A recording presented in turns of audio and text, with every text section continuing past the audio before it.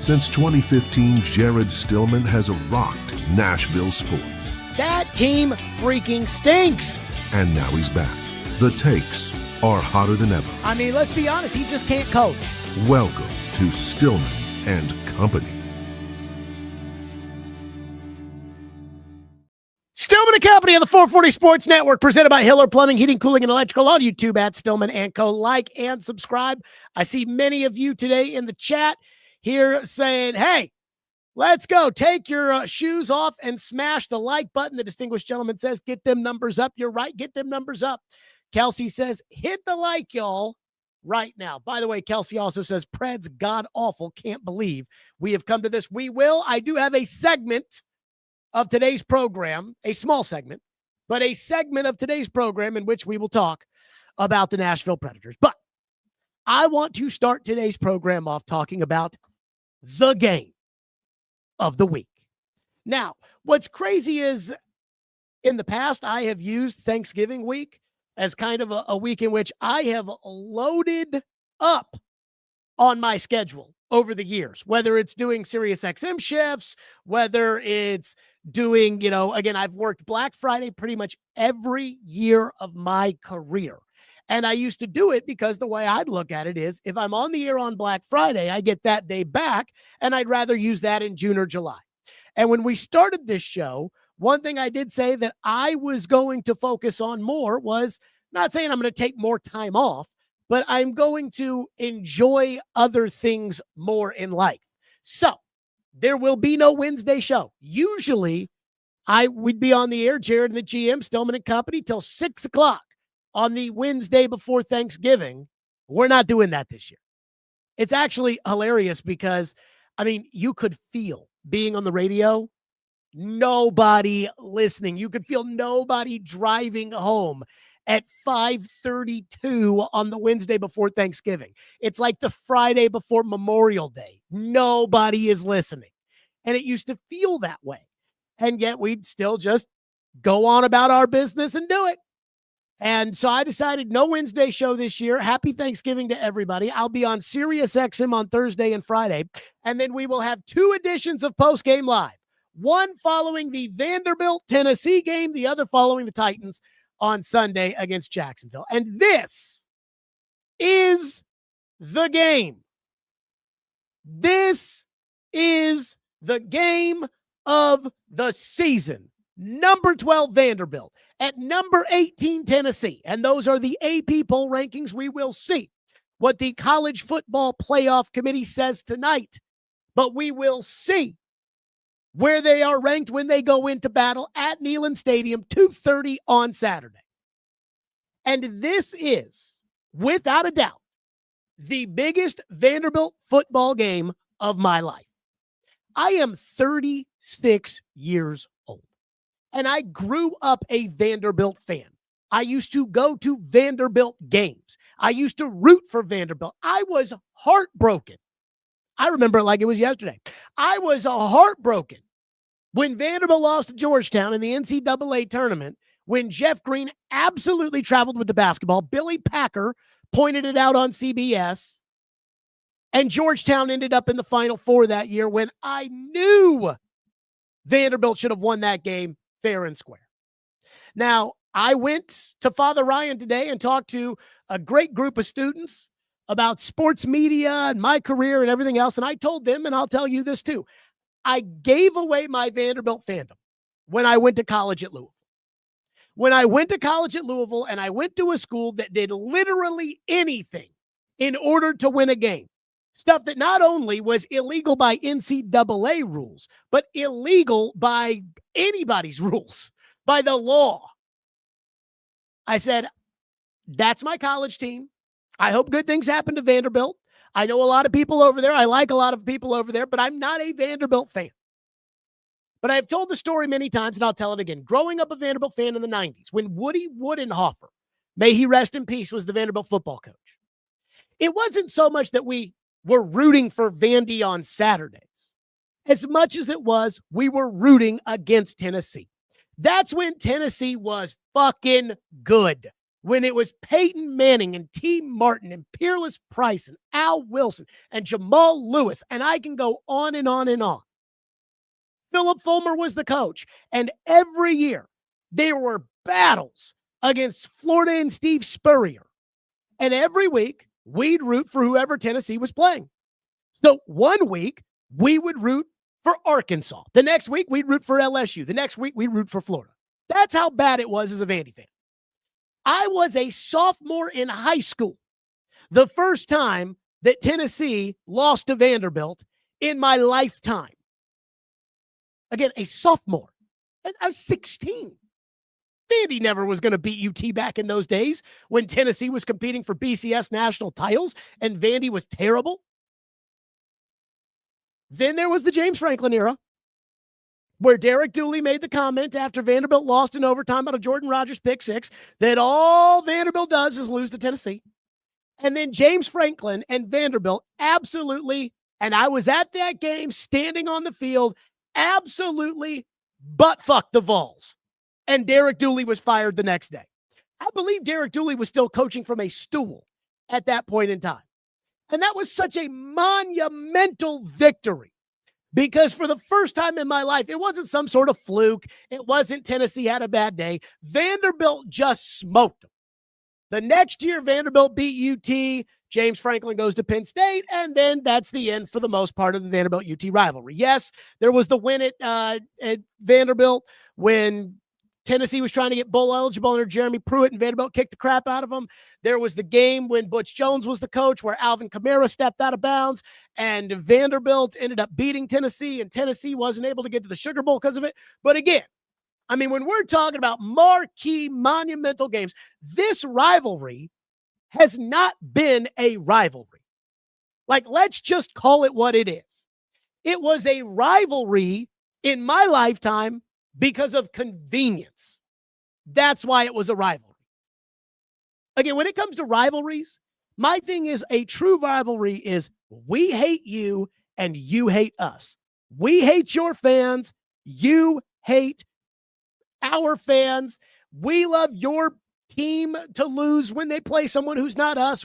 That's how it is. I went to Louisville. We hate Kentucky and Kentucky hates us. That wasn't really the feeling when it came to Vanderbilt versus Tennessee. It was more so, well, I root for UT, but, I hope good things happen to Vanderbilt. I root for Vanderbilt when they're not playing UT. And that is the most backhanded, disrespectful compliment you can get from somebody. I root for you when you're not playing us because your pain and misery doesn't matter to me. I'd rather Florida be miserable. I'd rather Kentucky be miserable in basketball. I'd rather everybody else be miserable because you don't matter that much.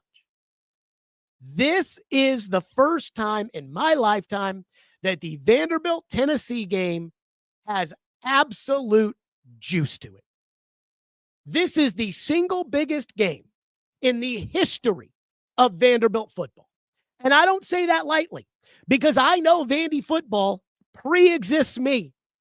I know Vandy football was played in the 50s. I know they played the YMCA in 1908. I think the final score was something like 6-2. Leather helmets. I know. And this is the biggest game in the history of Vanderbilt football because Vanderbilt football has never had the opportunity to play for a national championship. And if Vanderbilt wins on Saturday, they have a legitimate shot at making the college football playoff. And in 2025, that means you've got a shot to win the national championship. Every single one of these teams, with the exception of whatever the Scarbini 12th team in the playoff is going to be, every single one of these teams has a shot to beat every single one of these other teams on any given Saturday. I know Ohio State is the number one team in the country, but guess what? We saw Ohio State play Texas.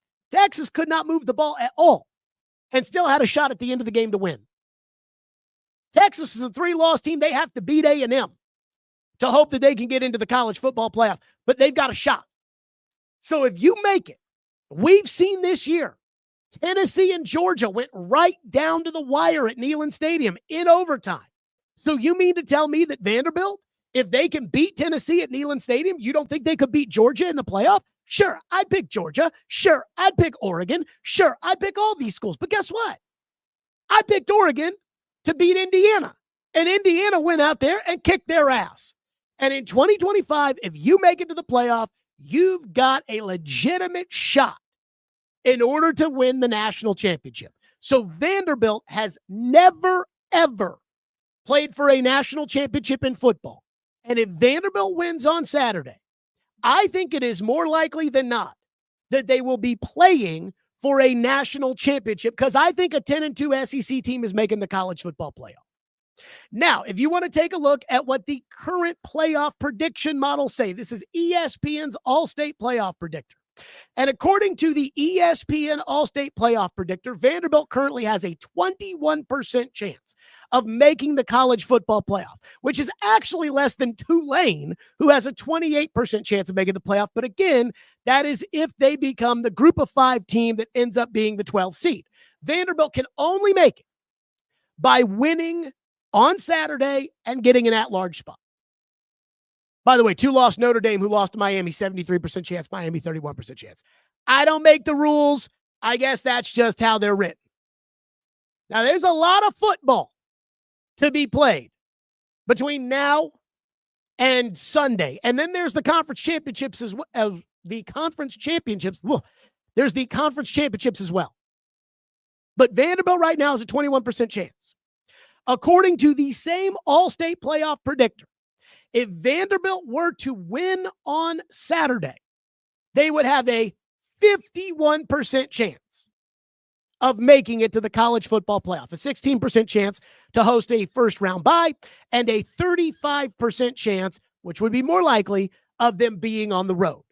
And I think what you're going to see, because you're going to see Oregon make it to the playoff. You're going to see Indiana make it to the playoff. You're going to see Ohio State make it to the playoff. You're going to see all those teams make it to the playoff. I think what you're going to see is you're going to see like SEC versus Big Ten, SEC versus Big Ten, SEC versus Big Ten. I think they're going to go out of their way to ignore the SEC versus SEC matchups. So I think it's likely that you're looking at Vanderbilt on the road at Oregon if they were to make it to the college football playoff. Again, I'd take Oregon. I would expect Oregon to win that game, but you never know. And so for me, this is the single biggest game in Vanderbilt history. And then there's the other side of the rivalry. There's Tennessee. Now, Tennessee has, I don't want to say nothing to play for except for pride, but it does feel like Tennessee has nothing to play for on Saturday except for pride. Tennessee already has 3 losses. They're not going to the college football playoff. When they lost to Oklahoma, they knew that was it.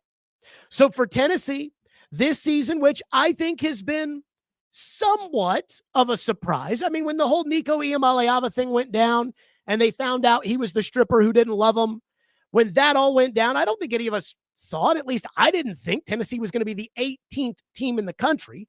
And I understand it's frustrating watching Tennessee go light up Florida and knowing that they had the game at Georgia in hand and knowing that they should have beaten Oklahoma at home and didn't. I understand the frustration, but that's just reality. But when it comes to Tennessee, there's going to be one thing that they're playing for on Saturday, and that is pride. Again, the bowl games don't matter anymore. Whether it's the ReliaQuest Bowl, the Citrus Bowl, the Music City Bowl, the Jared Stillman Bowl, it doesn't matter. If you're not in the playoff, who cares? And I understand caring about a bowl game if you're Appalachian State. But this is Tennessee, not App State. This is what Nick Saban worried about years ago when we went away from the BCS and we went to the playoff. And Nick Saban said, when I was coaching at LSU, all that mattered every year was winning the SEC. That's what everybody took pride in, winning the SEC. And now that we've got the playoff, nobody cares about winning the SEC anymore. Everybody only cares about making the playoff. And that was a 14 playoff. This is a 12-team playoff. It will soon be a 16-team playoff. And if the Big Ten gets their wish, it'll be a 24-team playoff. Nobody cares about anything except the playoff. That's it. Like, that's it. It's just the playoff. So for Tennessee, all they have to play for is pride. And that's something I wonder about on Saturday. How much is that going to matter to them? They know how much Vanderbilt has on the line on Saturday. They know that the traditional view of Vanderbilt is that, well, that's tiny little old Vanderbilt. They stink. Again, I think that's why Vanderbilt is on the outside looking in if they go 10-2, is because they're Vandy. And they know we're supposed to be the bigger brother in this state. But do the players feel that way? Like, I know the fans feel that way. I know how Tennessee fans feel because it's the exact same as how Vandy baseball fans felt during the Tony Vitello era, which was baseball's our thing. You've stunk at it forever, and we absolutely hate it that you are good now. It is embarrassing to us that you are beating us and that you are good at our game. When Vanderbilt has beaten Tennessee in the past, the Butch Jones era, the Derek Dooley era, again, James Franklin absolutely annihilated Derek Dooley in his last game. I want to say the score was something like 41-18. I mean, just crushed him. Derek Dooley sitting on a stool in the orange pants and just absolutely housed him, and they were fired, and he was fired the next day. Those have been measuring stick games where Tennessee looks at themselves in the mirror and says, I guess we're not very good. Or I guess in the case of the Derek Dooley years, we're just flat out lazy. This is different. This is Vanderbilt showing up with something to play for. This is Vanderbilt with everything that they could ever want on the line. The little brother of their state. And make no mistake about it, Vanderbilt is absolutely the little brother when it comes between these two teams in this rivalry. If Vanderbilt and Alabama met in the playoff, I wonder who Tennessee fans would root for. In this game, I wonder how much the players care about that. I know how much the UT fans care. It pains a Tennessee fan. Even though Tennessee fans may hate Florida more, they may hate Alabama more, they may hate Georgia more, it pains a Tennessee fan at the idea that Vanderbilt, with their arrogant quarterback and their bald-headed coach, could go into Neyland Stadium after Thanksgiving, win, and get to the college football playoff. Again, they're thinking, this is our state. What are we talking about here? This is our sport. You want to go have baseball. Again, Tennessee fans like baseball now, but you want to go have baseball, fine, go have baseball. You've had baseball forever. You want to beat us in basketball. Vanderbilt has beaten Tennessee plenty of times in basketball. Fine, go do it. But football? This is our sport. I wonder if the players feel that way. I wonder if the Tennessee players, who again have nothing but pride to play for, who are all recruited from California and Florida and Texas and Georgia, I wonder if they're sitting there saying to themselves, boy, I'll tell you, fuck Vandy. And we're going to do everything in our power to make sure that Vandy does not get in the playoff because they're our biggest rival. I've said this for years. Sometimes being the little brother in these rivalries, it'll make you do things you regret. Again, I went to Louisville and I watched them play Kentucky. And there have been so many times where I'm like, if you take the Kentucky logo off the helmet and you were to put a Mississippi State Bulldog helmet on there, Louisville beat them by 35 points and they end up losing the game because they choke. But I just don't know how much this matters to the Tennessee players. Does this rivalry matter more than Josh Heupel playing Oklahoma after Josh Heupel won a national title at Oklahoma and Oklahoma fired Josh Heupel? and Josh Heupel had the opportunity to put Oklahoma out and Tennessee couldn't do it? Does it matter more to Josh Heupel than a game at Alabama? Because that game in 2022 against Alabama is what made Josh Heupel's career up into this point. So I do wonder, when it comes to this Tennessee-Vandy game, I know Vanderbilt's going to be all in because Vanderbilt's always all in. Because Vanderbilt knows how much they hate Tennessee, even the guys now that get paid and are good enough to play at UT. I know they're going to be locked in because they're playing for a trip to the college football playoff. Again, a 51% chance of making it to the college football playoff. That's what they're playing for. What's Tennessee playing for? The difference between the Liberty Bowl and the ReliaQuest Bowl? The only thing Tennessee has to play for is for the 100,000 Tennessee fans that are going to be in Neyland Stadium on Saturday that are going to pray that Vanderbilt does not make it to the college football playoff, because while they may hope good things happen to Vandy, they don't hope that really good things happen to Vandy. And that would be a really good thing that would happen to Vandy. So I wonder how much the players are going to pay attention to that. Now, as far as picking the game is concerned, when we do six-pack picks at the end of the show, we normally do the Titans last. We are going to do Vandy and UT last. And I have been waffling back and forth all day as to who I think is going to win between Vandy and UT. Now, there's one thing about this game that I do want to get to that I think is going to be a big deal, especially if Tennessee wins, which we'll get to in a second. First, I want to tell you about Hiller Plumbing, Heating, Cooling, and Electrical. Now, let me just say this. Hiller supports both Tennessee and Vandy.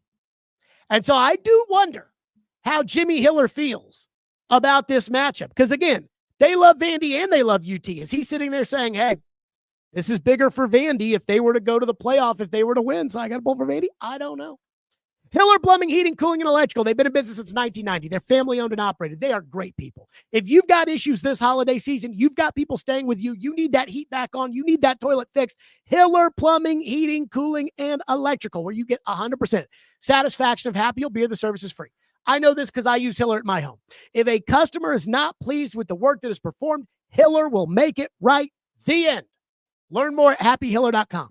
They've got professional, experienced, trustworthy technicians who come into your home and leave it clean and better than they found it. Care is their core value, and they believe that when they care about others, everybody wins. And they will take care of the customer on every job, every time.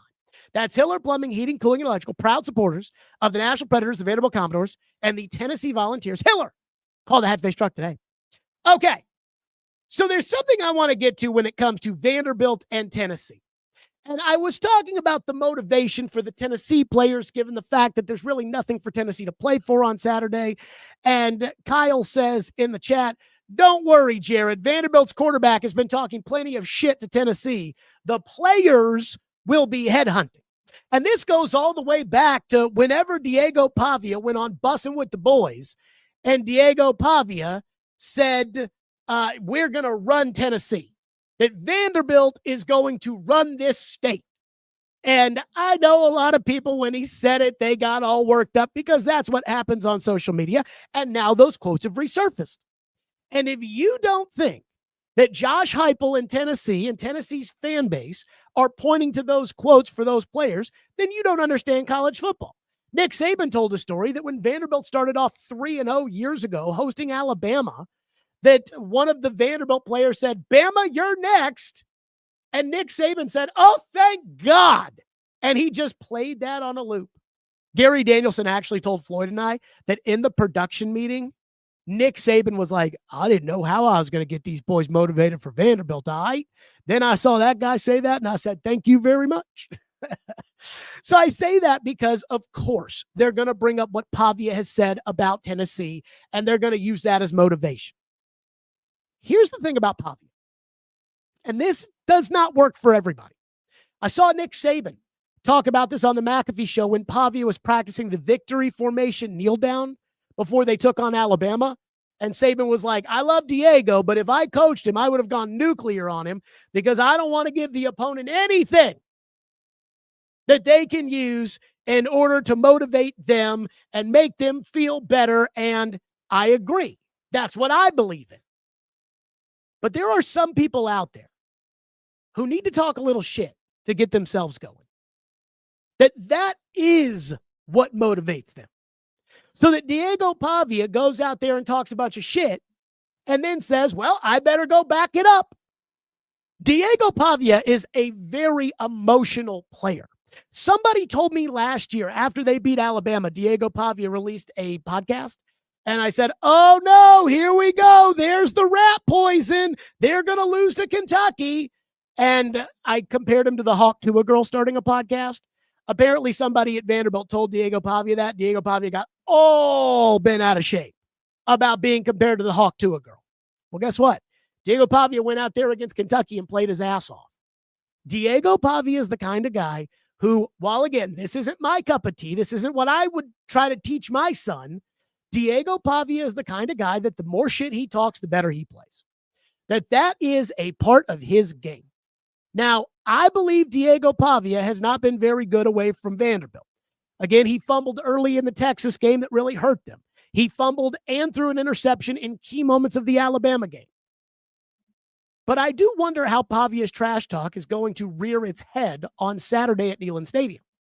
Is this going to be something that after Tennessee beats Vanderbilt, the UT players are in the locker room talking about, and we run this state now. Ha, ha, ha, ha. We heard what he said. Or is this going to be one of those super motivated Diego Pavia can't be stopped performances like when Diego Pavia played LSU? And again, that's why we know that no matter what kind of predictions are made or no matter what we believe about college football, that's why we know we have to play the game. Because I don't know how the Diego Pavia poking the bear with UT is going to manifest itself. And I know if Diego Pavia was the quarterback at Alabama and Nick Saban was the head coach and Diego Pavia went on bussing with the boys and Diego Pavia said that Nick Saban would go nuts. But again, that's what drives Diego Pavia. He's a different cat. And in order for you to be as successful at Vanderbilt as he's been, you've got to be a different cat. I'll tell you somebody who I think talks some shit and it actually makes them a better player. I think Cam Ward talks a bunch of shit. I think we see some of that cockiness in some of his press conferences and things like that. And then Cam Ward's like, well, I just went out there and talked a bunch of shit, so now I better go back it up. And I think that's kind of what's motivated him his entire career. Elijah Arroyo told a story before the draft when it came to Cam Ward that Cam Ward was asked about being a one-star recruit, and he was like, well, I've always been good. I mean, I was a no-star recruit, but that's just because I ran the wing tee in high school. I mean, I wasn't bad. For whatever that's worth. So I think it may help him. I think it may help Diego Pavia, but it also may help UT. And that much, I don't totally know. Now, there are two other thoughts that I have, and then we'll get to your reaction on the Vandy UT game. Number one, I am fascinated to see how the College Football Playoff Committee ranks Vanderbilt today after Vanderbilt beat the ever-loving shit out of Kentucky on Saturday. Let me put my hand in the air. I picked Kentucky to win on Saturday. I just felt like it was a trap game for Vanderbilt. I always feel like the college football playoff, it works itself out in the end. So teams that we're looking at as competitors lose games where we're like, well, don't worry about them anymore. And it's not going to be some log jam at the end where there's 6 teams that we're debating. But it does look like that's the collision course that we're headed for. The reason I bring this up is because I do wonder how the committee tonight is going to treat Vanderbilt crushing Kentucky. If you do not think that there is some political element to the College Football Playoff Committee, then you do not understand America. The people sitting on this committee are not true blue football guys. It's not 13 Floyd Reeses up there saying, we're going to get the best teams in there no matter what, and we are not worried about what everybody else says. No, they're athletic directors who are essentially the college sports version of politicians. And it is obvious that the college football playoff rankings, that they have decided, Vanderbilt's not that good. When it comes to every meaningful two-loss team in the poll last week, Vanderbilt was last. USC was not a playoff contender. Granted, they lost. They now have 3 losses. And Michigan at 8-2 is not a playoff contender unless they beat Ohio State, which I would say they're not going to do, but crazier shits happen like when they beat them last year. But Oklahoma has 2 losses. They're number 8, at least as of last week. Notre Dame has 2 losses. They're number 9. Alabama has 2 losses. They're number 10. Utah has 2 losses. They're number 12. Miami has 2 losses. They're number 13. And we can talk about strength of schedule and strength of record and everything else. But the reality is, Vanderbilt has 2 losses almost as good as you could have in college football. They went on the road, they lost to Alabama. They went on the road, they lost to Texas by 3 points. That's almost no home losses, no bad losses, no. They beat the teams that were on their schedule, which again, if Oregon gets credit for when they beat Penn State, Vanderbilt should get credit for when they beat Missouri or when they beat South Carolina or when they beat LSU. They don't, but they should. But at the end of the day, and I've said this time and time again because of my own feeling, at the end of the day, when I saw Vanderbilt on College game day ahead of the Alabama game, I said to myself, I just can't see those 2 helmets next to each other. The Alabama helmet and the Vandy helmet, and think that those 2 belong. Call it bias. Call it 36 years of Vandy football. Whether it's Woody Woodenhofer or Bobby Johnson or Robbie Caldwell, James Franklin, Derek Mason, whatever it may be. Greg Zolman at quarterback, Jay Cutler at quarterback, Chris Nixon at quarterback, Johnny McCreary at quarterback, whatever. I just can't look at a Vanderbilt logo and look at an Alabama logo and think that those 2 things are even. And then 2 weeks later, Vanderbilt played LSU. And I kept saying, I just can't look at those 2 helmets and think that Vanderbilt and LSU were the same. And guess what? Vanderbilt dominated LSU. So the reason I bring this up is because I believe if you switch the 2 records and Tennessee was the 9-2 team and Vanderbilt was the 8-3 team, Tennessee would be playing for a playoff spot, full stop. No matter who they beat, no matter who they lost to. If Tennessee had beaten Missouri, South Carolina, LSU, just steamrolled Kentucky, but their losses had come to Alabama and Texas, Tennessee would be on the inside, not even thinking of looking out. Just like last year when they played. And we knew if Tennessee comes into Vanderbilt and beats Vanderbilt, Tennessee's going to the playoff. So as of right now, before the rankings come out tonight, I believe that the committee looks at Vanderbilt and they'll use whatever metric they want to use to knock Vanderbilt down or to elevate Miami, Notre Dame, Alabama, Oklahoma, whomever. And I'm not saying Vanderbilt should be in over Alabama. I'm just saying, again, those are all the 2 lost teams. The committee uses whatever justification they want every year. Strength of record, margin of victory, conference championship, whatever it may be. They use that to show their work. They decide this is the team we're going to make 6th. Now let's come up with reasons as to why they're going to make them 6th. I believe the way they do it is they just vote and say, okay, I think Oregon's 5th best team in the country. Based off of what? Oh, I think it. I believe the committee looks at Vanderbilt and they say, oh, well, Miami must be better than them. Miami lost at home to Louisville. I went on the radio in Louisville 3 weeks ago before Louisville lost 3 in a row. And I pissed a bunch of people off, which is something that I do. And I pissed a bunch of people off by just flat out saying, I think Vanderbilt would beat Louisville by 3 touchdowns. And everybody in Louisville, when I said that on the radio, was like, oh, there they go. Another hypothetical victory for the SEC. Now, since Louisville's lost 3 in a row, nobody's saying that to me, but I think Vanderbilt would smoke them. But again, when it comes to Miami versus Vanderbilt, I think the committee looks at it and just says, Miami's better. Notre Dame, Vanderbilt, Notre Dame's better. They're all better than Vandy. Which makes me wonder what the committee is going to do tonight. Do they recognize that Vanderbilt just smoked UK? Or does Vanderbilt not only have to win on Saturday at UT, but they also need style points in order to do it?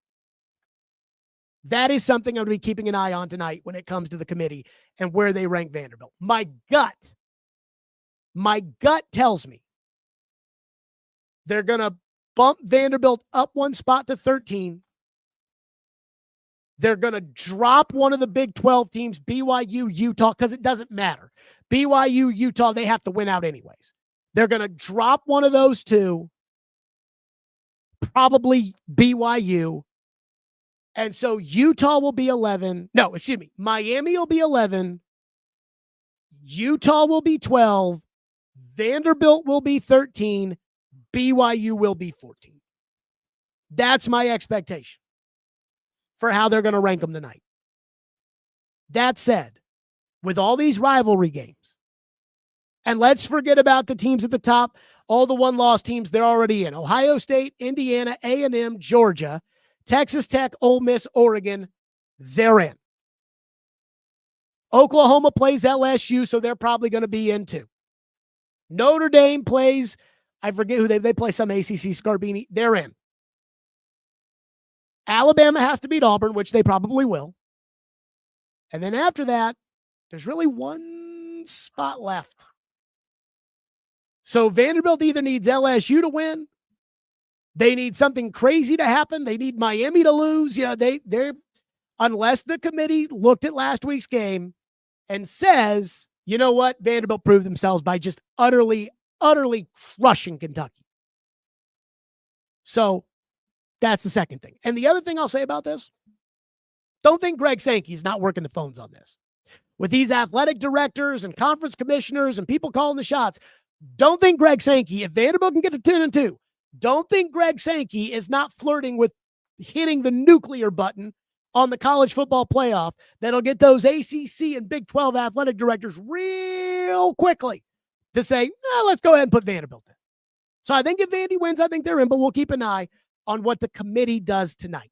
One final thing on the Vanderbilt front, I saw Clark Lee went on Outkick with on Hot Mic on Outkick with Hutton and Withrow, and was asked about whether or not he's going to sign an extension at Vanderbilt. And it was some really good coach talk from Clark Lee. Let me say this.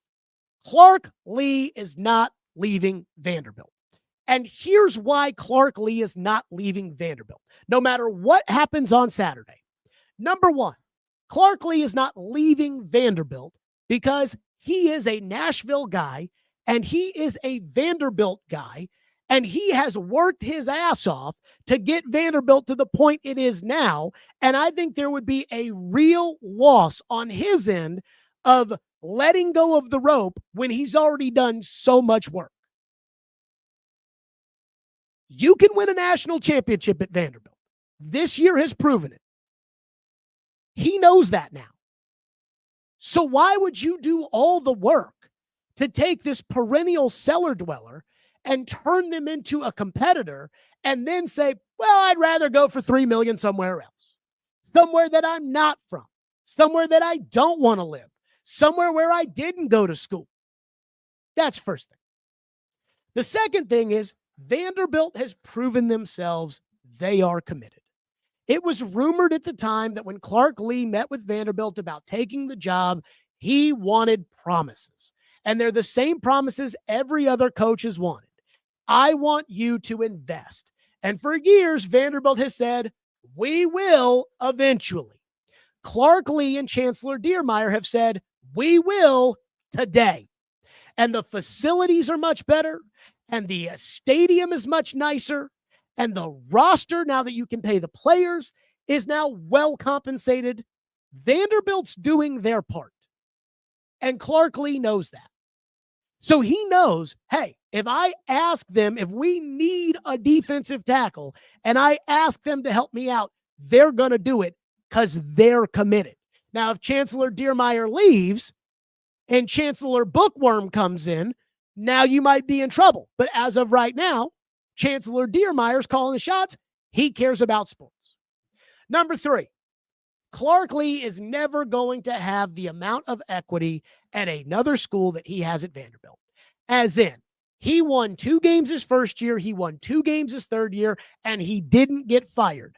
Go to Penn State, win 2 games, and tell me what happens. And I don't care how much you love them and they love you, and tell me what happens. Fired. Go to LSU, win 2 games, fired. Go to Florida, fired. He knows that. So you're making a good salary and you'll get a raise. Vanderbilt's going to give him an extension. They're going to give him a raise. You're making a good salary. You're making in a tax-free state in your home city a very, very nice living. You've done all the work to pull Vanderbilt out of the well and take them almost to the top. And now you're just going to give up and move on? That doesn't make a lot of sense.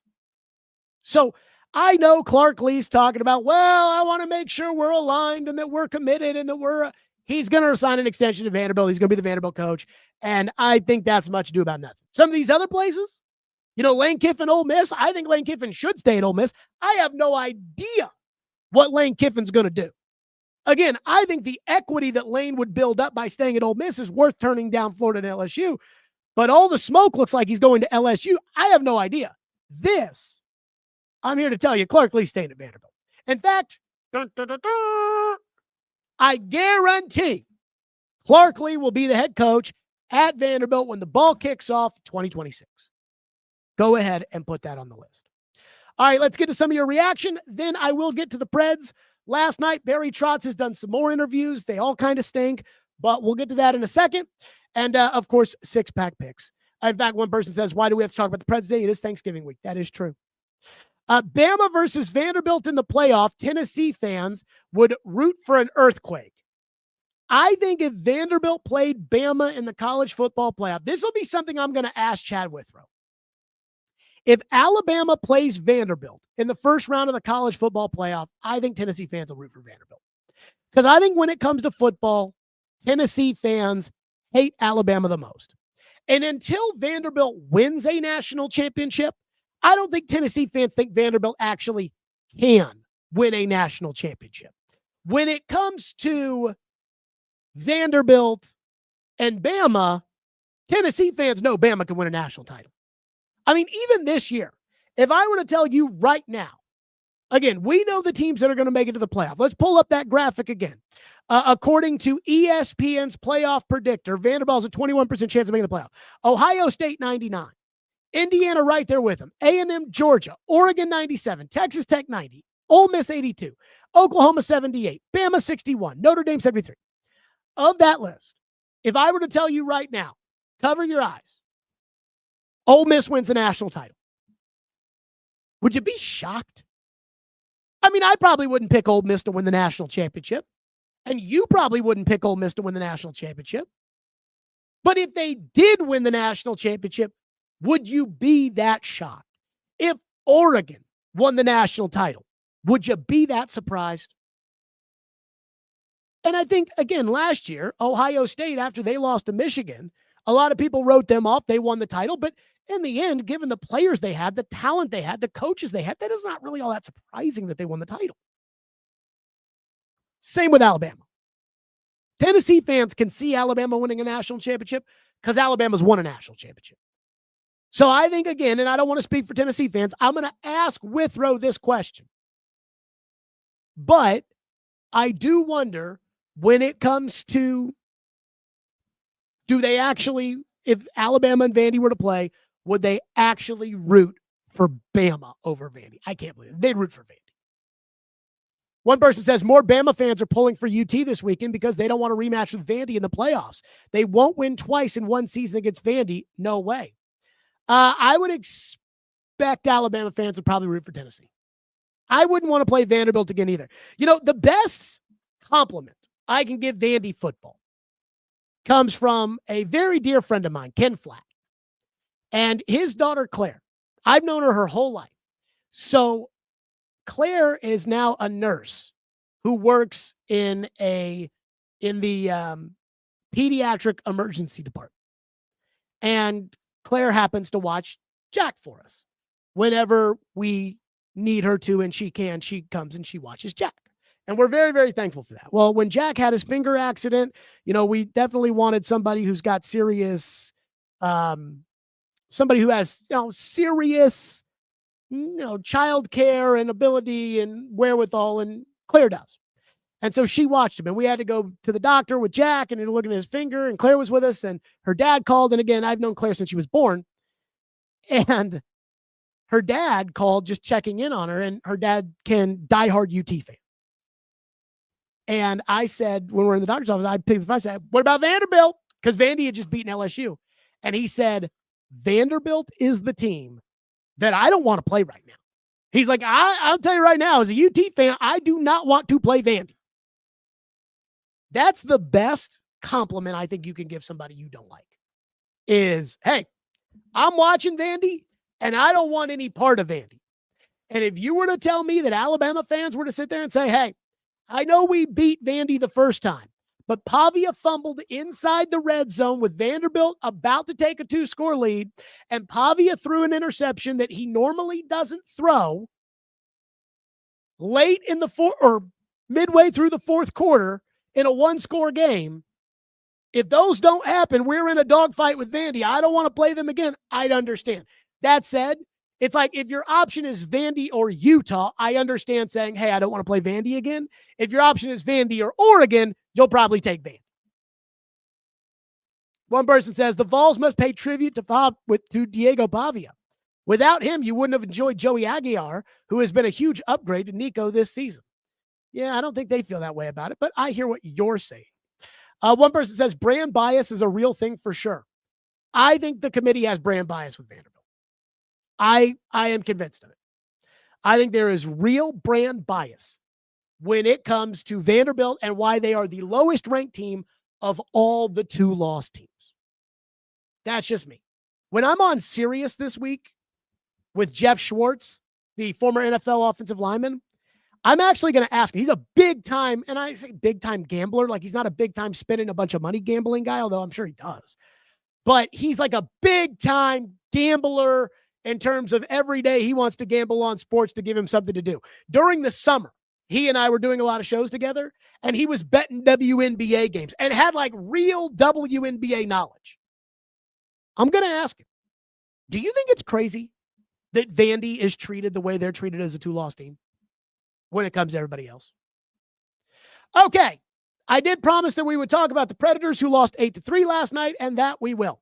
So the Predators lost 8-3 to the defending Cup champions, the Florida Panthers. I can't remember the last time the Predators won a game in regulation.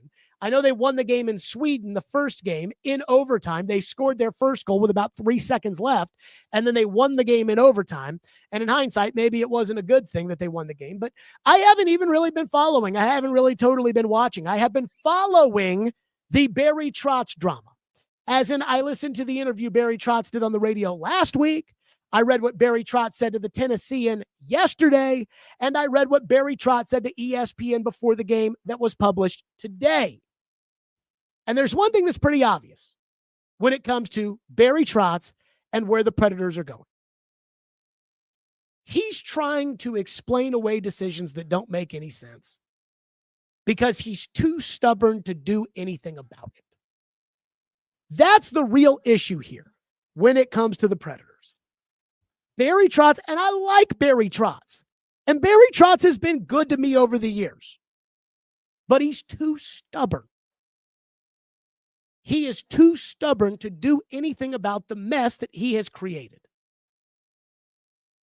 when it comes to the decision that he made to go for it before last season and sign Brady Shea and sign Stamkos and Marchessault and give Yossi the contract, give Saros the contract.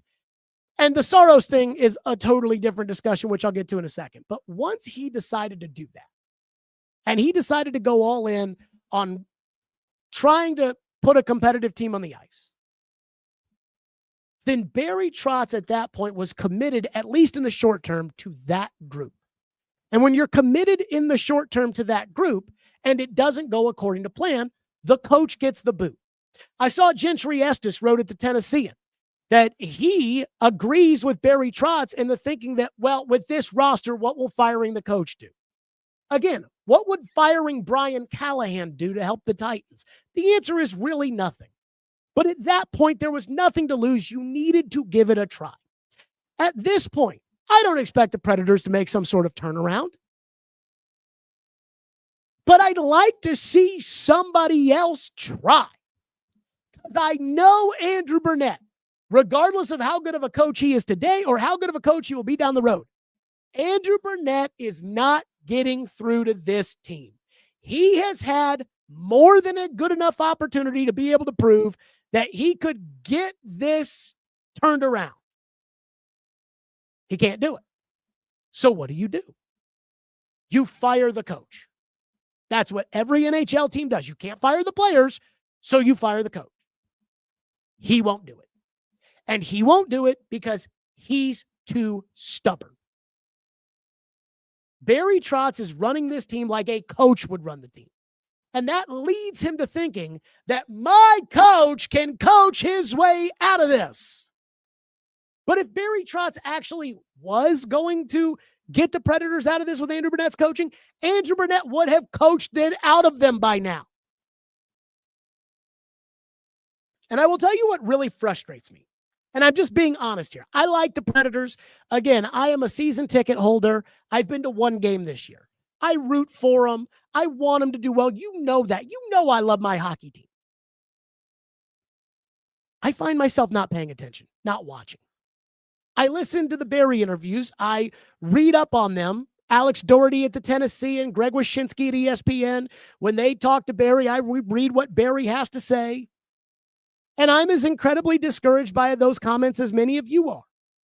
But when it comes to the actual games, I'm just not interested in watching. You have to go out of your way to pull up the team on a channel that I pay $19 a month to watch. And last night, it's not like I can just flip between that game and Monday Night Football. I have to exit Prime Video and open YouTube TV and click on the Monday Night Football game. And after about one time of doing that, I said enough was enough, and I'm just going to go ahead and I'm just going to watch the football game. And that's really how it's probably going to be the rest of the year. Because if Barry Trotz doesn't feel like doing anything about this team, why would I watch him and expect anything to be different?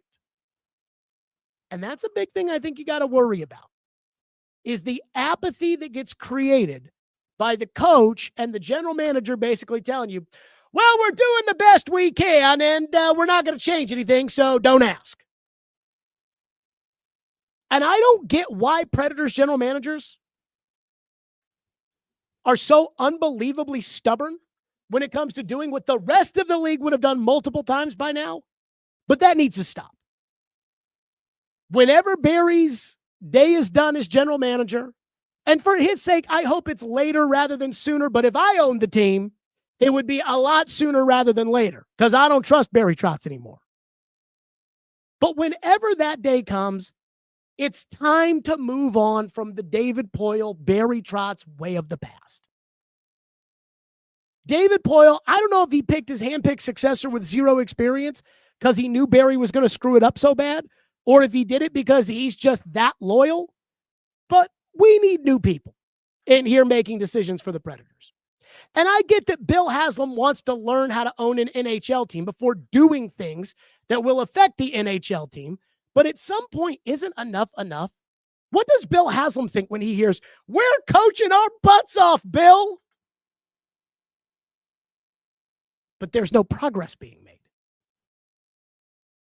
I mean, even Jimmy Johnson, when the Cowboys were bad, made progress. So, I didn't watch a game last night. I flipped on for about 25 seconds and then flipped it off. I will say this. I don't think it's a good sign at all when the general manager calls the players out, which Trotz did and I think he misused the placing of the word fuck in what he said when he said, I need more fucking out of them. I think it was, I fucking need more out of them. But I understand that. I'm dyslexic, so I do stuff like that all the time. When you call the players out, you hope to see an inspired effort. They gave up a goal 11 seconds into the game. Does that not tell you all you need to know? And the Saros contract was bad when it was signed. I couldn't believe it. I begged him not to do it. And the Askarov deal was made because Barry Trotz actually thought that Askarov would be okay with UC Saros signing a 9-year contract. And we are now 2 months into the new Saros contract, and it already looks like a completely irreparable mistake. I don't know what more to say until the Predators are determined to do something different than they're doing now.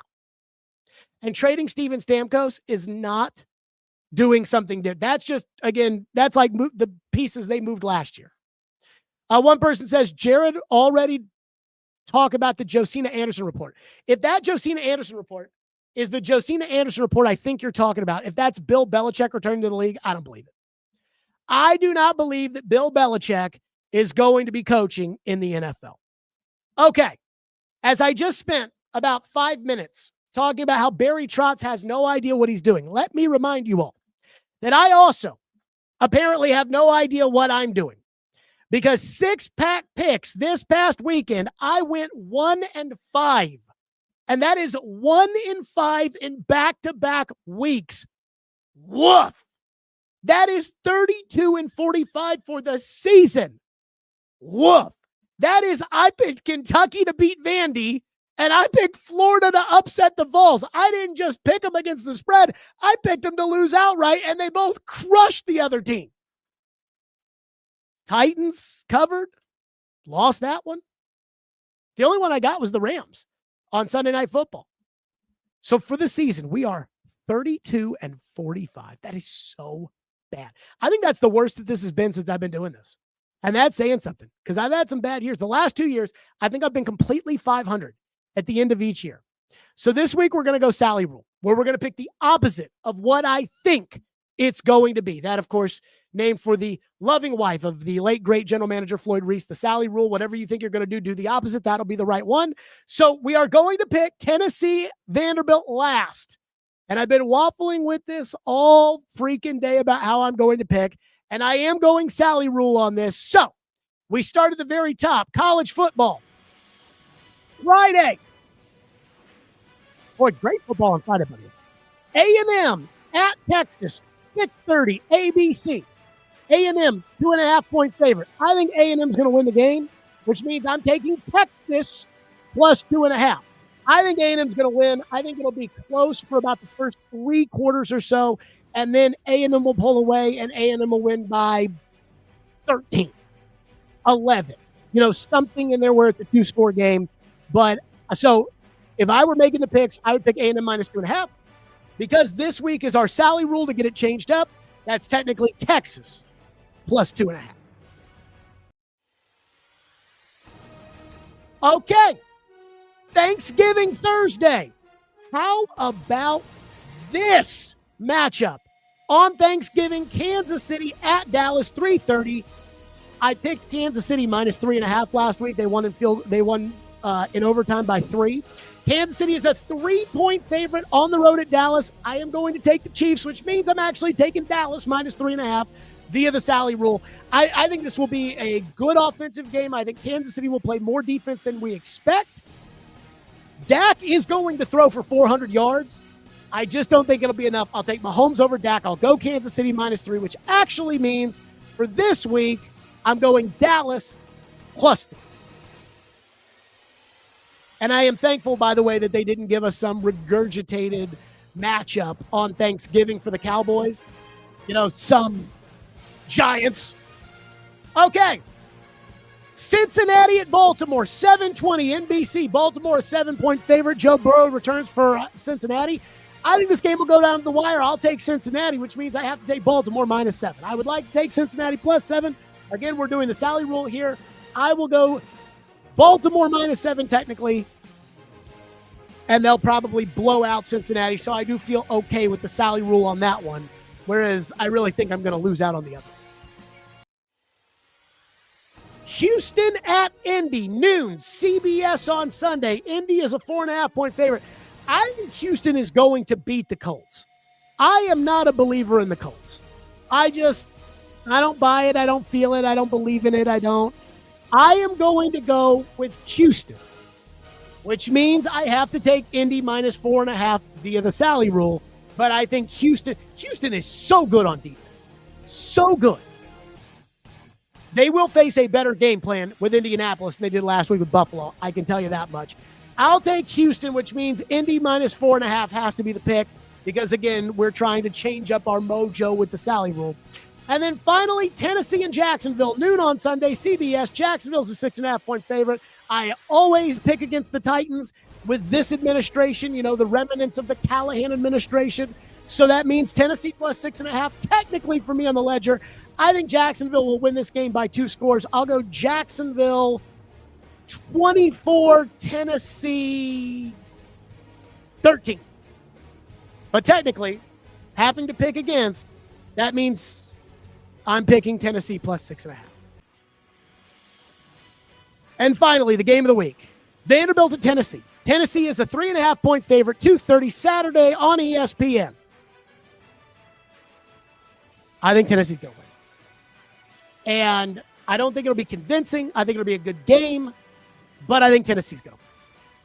And I think Tennessee's going to win. I'll go the final Tennessee 28, Vanderbilt 20, which means I would lay Tennessee -3.5. Because of the Sally rule, technically I'm Vanderbilt +3.5, but I do think Tennessee's going to win the game. And I've been doing this for a long time.